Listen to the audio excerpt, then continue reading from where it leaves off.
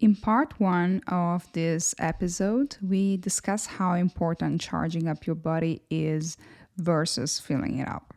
Various types of foods have different impacts, and being mindful of such choices is paramount to keeping your health in check.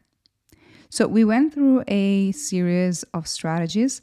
However, what if you try and it still doesn't work out?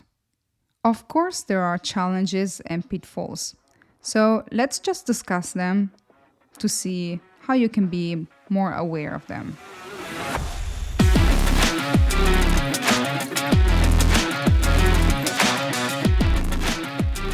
Hey there, you're listening to EJR and this is Adothlete.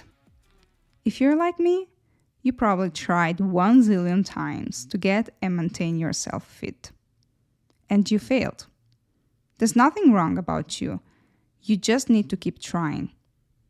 For me, it all started in survival mode. Following an accident around my 20s, I had to learn from scratch how to train from within and not simply copying what a perfectly trained trainer showed me or told me to do. That never works, by the way. At least not long term. And so, I started learning how to train tailoring to my unique goals, which also makes me more accountable in keeping healthy habits in check. In this podcast, I share the tricks and secrets about why you keep failing in training and nutrition, and what you can do about it.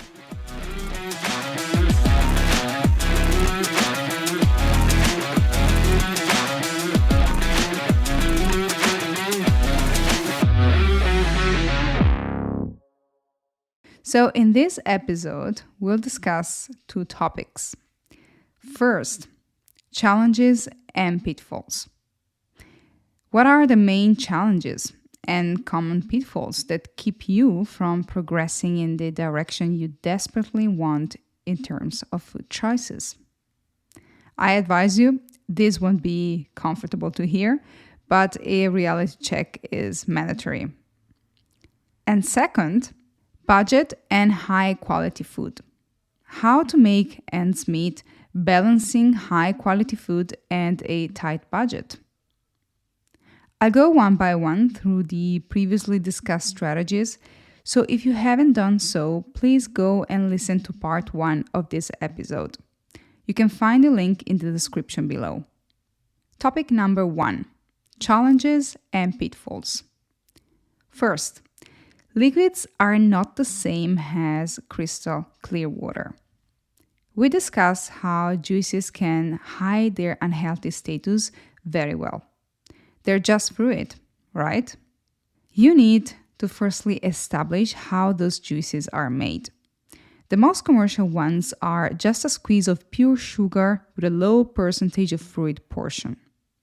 So you're drinking sugar, not so much different from a soda after all. Then, even if we're talking about pure organic juices, which are tremendously expensive, it really depends on the fruit itself. I'm not against juices altogether. The good ones, of course, can be a nice addition to your diet, but in your everyday life with a sedentary lifestyle, I don't believe we need them on a daily basis.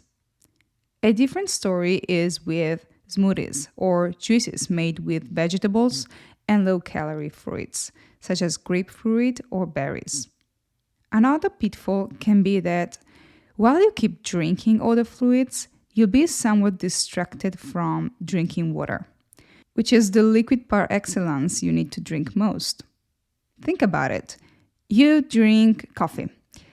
Are you drinking twice as much water afterward? What if you're busy going around for some errands? Will you stop again to drink additional water? And what if then you cannot visit the restroom for some time? These micro decisions keep running in our head. So most probably, if you have drunk another liquid than water, afterward, you won't necessarily drink the corresponding amount of water, which you should. That additional liquid will most probably replace the same quantity of water you would have instead drunk. There's nothing wrong in drinking drinks other than water once in a while, but make sure you're not slipping away from your default liquid, crystal clear water. Second pitfall, over planning your meals or deliberately forgetting of following the plan. We said that simplicity is key. So when you create a very complex system, what happens is that first, you waste a lot of time to create that complex plan. And secondly, you will most often fall behind until you will abandon it. It's easy to overplan, harder to scale down. Make sure you allow enough flexibility to your plan. If you have used the menu system I presented you in the previous episode, as is or modified, and it worked for some time, but then it didn't anymore, please ask yourself honestly why. Was it because it wasn't reflecting your real habits? For instance, I would be very adamant of choosing a very restrictive plan, such as going all in with veggies after coming back from a period where I abused a bit of carbohydrates. And the next thing that happens is that I simply fail to hijack myself. You just cannot force yourself from the natural desire of satisfying your cravings after a long day of work. Make sure you balance your meals. Allow some tasty delicacies here and there, mixed with healthy and satiating dishes. For example, allow a small portion of delicious, full-fat and not ultra-processed cheese, together with a way bigger portion of fresh green spinach. Third challenge, choosing nutrient-dense foods isn't enough. True, making a good research of nutrient-dense foods isn't the easiest thing to do, especially learning how to cook them together in a way that will be the best palatable for you. However, this is a job you do once and often, after some time, forget way too easily. You can refresh your mind by rechecking the foods and recipes you previously researched, but better is to create a system that keeps all this information right in front of you. You won't and cannot eat the same food repeatedly week after week so that you can keep buying the same stuff and never forget them. Instead, why don't you write a list of your top 10 foods for each nutrient group and related recipes you like to rotate most? Believe me, when life gets busy, the last thing you want to do is looking for this knowledge and, most importantly, remaking the same decisions all over again. When you write them up on, let's say, a whiteboard or hang a piece of paper on your fridge with a magnet, you won't forget them. They will stare at you every morning when you wake up and when you come back into the kitchen to refresh yourself during the day. Also, keep them updated. Maybe you learn some new recipe and you want to modify your list. Make sure at any given point in time to know what are your healthy food options that you can eat without stressing too much with cooking or decision making. Fourth pitfall, never say never. Or maybe challenge. You choose. What do you picture if you're thinking of treating yourself? I would write that down in a journal and come back after some time.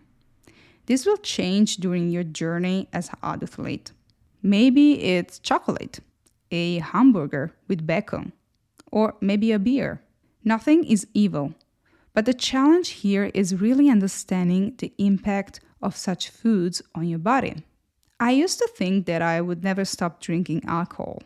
Just because I did sport, I didn't see why I needed to keep alcohol out of my life altogether. I mean, before, it's not like I would get drunk every time I would drink. Actually, I would never get drunk, but I would enjoy the pleasure of 1 or 2 glasses of wine. What I want to say isn't that you need to stop to drink alcohol or eat bacon, but to stay open and flexible about your diet. The reason why I stopped drinking alcohol is that after some time, I started being annoyed by the fact that those 1 or 2 glasses of wine or beer were eating up a substantial part of my calories intake, making me slower. It routinely ruined my plans and sent me to square zero. And even though I never considered quitting alcohol completely, one day I suddenly found myself contemplating this option more seriously. It still happens during the festivities. I may drink 1 or 2 glasses of wine, but it's so rare that it never becomes a habit.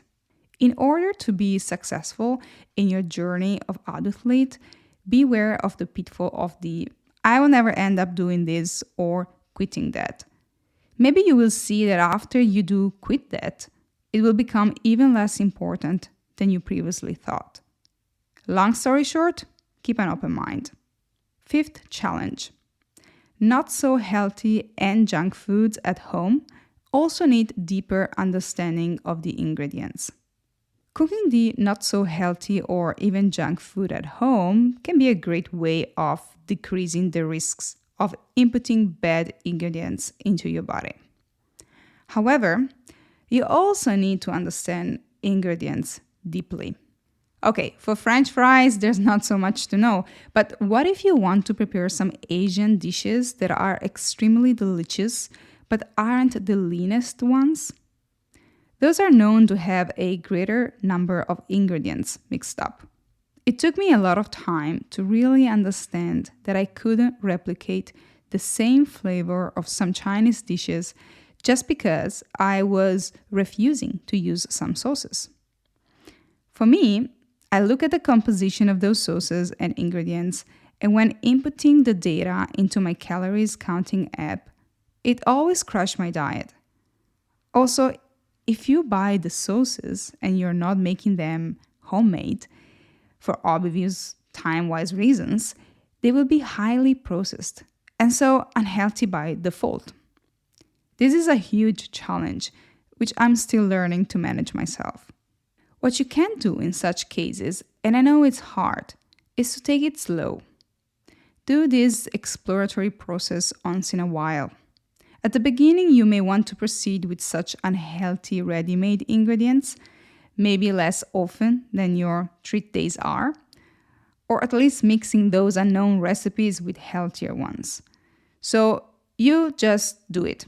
You do the recipe, you do it unhealthy, whatever, at least it tastes as it should be. While you get to learn how to cook those foods, you still have the chance to eat them. But slowly, try to make changes to the recipe.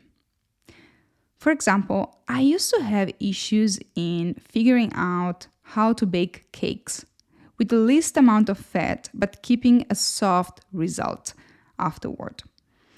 I often failed at the first attempts, even badly. Look, the lemon biscuits were sour and almost inedible after all the hours preparing them. So yes, it was a disaster. Anyway, what you can do is really start with an original recipe, how unhealthy it may be. And then from there, each time you repeat it, try to change the quantities a bit until you reach your sweet spot.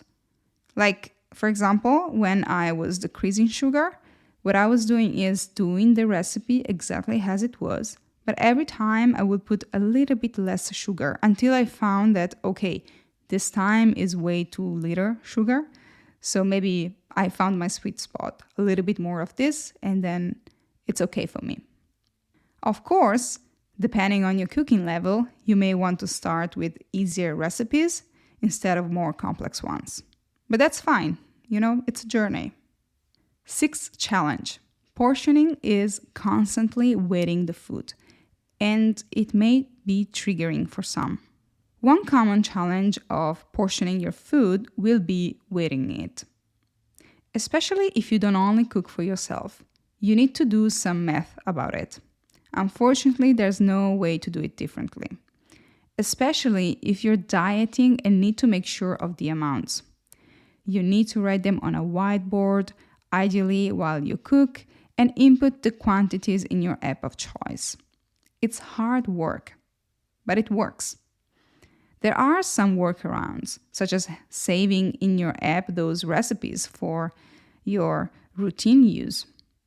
At that point, you will only have to multiply by the portions you want to cook, or otherwise, you can also use the default weight written on packages, if any exists.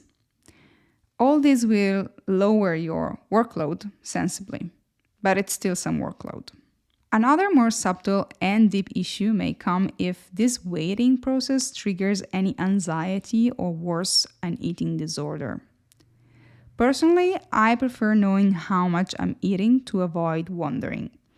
But I alternate periods when I am on a semi-strict diet to periods when I simply listen to my body.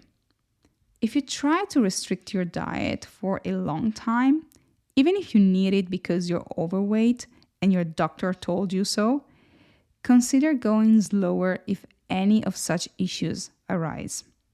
At least discuss the options with your physician. Alternating is a good solution. You can focus for 6-9 months to lose a certain amount of weight, and then once it's done, start slowly to stop tracking the amounts you eat and listen more to your body. After such a long training, food eating training, you will see that it's much easier to know what you should eat and what not, because you feel it. You can still keep weighting yourself to keep track and check if you're really gaining weight again. It's also true that after, let's say, another 9 months of freely listening to your body, your perceptions and stomach size may easily change. You may forget your training or adventuring to foods you got out of your system. So maybe at that point, a maintenance diet can be helpful. Or if you need, start again losing the remaining weight you need to lose. Last note on weighting food and mental health I want to give you is if you are one of those people that just opens the fridge once you get nervous or bored, keeping track of your snacks and portions will show you clear stats of your behavior. Some apps even let you track the time, which will show if snacking is really your problem. And then maybe you can ask yourself why you're eating out of mealtime. Always look at the root cause, not at the symptom itself. And now, topic number 2, budget and high quality food. How to make ends meet, balancing high quality food and a tight budget. This is a tough one, so it needed a dedicated space alone. Okay, first, planning your meals is not only a great choice to avoid eating unhealthy foods, but this can help you avoid impulse buys and reduce food waste. Making sure you know what you need to buy allows you to go getting your groceries prepared without wasting money on superfluous products. Second, cook at home. Cooking at home is almost always cheaper than eating out. And as we said, it's healthier.